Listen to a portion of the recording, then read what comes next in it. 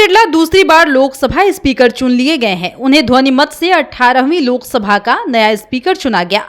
ध्वनि मत पर विपक्ष ने डिवीजन की मांग नहीं की। ओम बिरला के नाम पर विपक्ष का विरोध न करना मोदी सरकार के लिए भी किसी सरप्राइज से कम नहीं रहा। लेकिन कांग्रेस नीति विपक्ष ने ऐसा क्यों किया? मुल्क की बदलती राजनीति जो पहले समावेशी हुआ करती थी, लोकसभा स्पीकर के चुनाव में यह तार तार कैसे हो गई? चिंता यह है कि इस दौरान कांग्रेस का राजनीतिक खौफ और कंफ्यूजन भी पर्दे के बाहर आ गया, क्योंकि ध्वनि मत पर डिवीजन की मांग नहीं की गई। सूत्रों के हवाले से ये जानकारी पहले ही सामने आ गई थी कि विपक्ष संभवतः स्पीकर चुनाव में वोटिंग के लिए दबाव नहीं बनाएगा।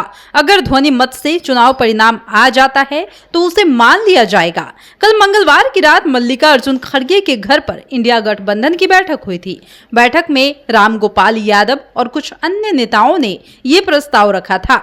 नेताओं का कहना था कि इंडी गठबंधन के पास संख्या बल नहीं है, वहीं इंडी गठबंधन के कुछ सांसद गैर हाजिर भी रहेंगे। ऐसे में अगर वोटिंग हुई तो इंडी गठबंधन के संख्या और कम दिखेगी, जबकि एनडीए संख्या बल में बेहद मजबूत नजर आएगा।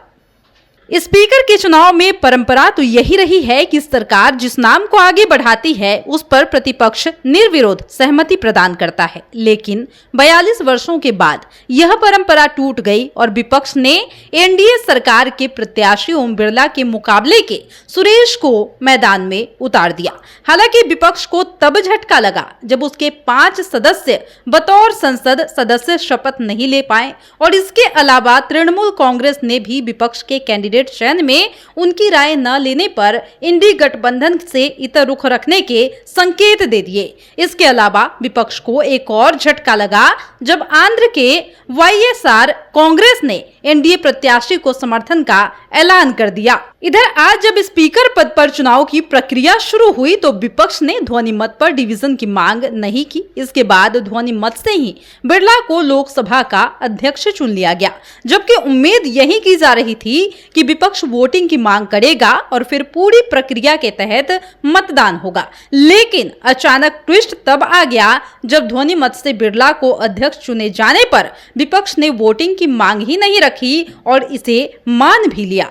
इस तमाम प्रक्रिया के दौरान एक बात तो स्पष्ट हो गया कि विपक्ष जहां इस कंफ्यूजन का शिकार रहा कि वोटिंग के दौरान उसकी एकता कहीं बेपर्दा न हो जाए, जबकि कांग्रेस इस डर से खौफजदा हो गई कि राहुल गांधी की इमेज बिल्डिंग वाली उनकी मुहिम की पोल न खुल जाए। यानी कि ओम बिरला दूसरी बार लोकसभा स्पीकर तो चुन लिए गए हैं, उन्हें ध्वनि मत से 18वीं लोकसभा का नया स्पीकर चुना गया।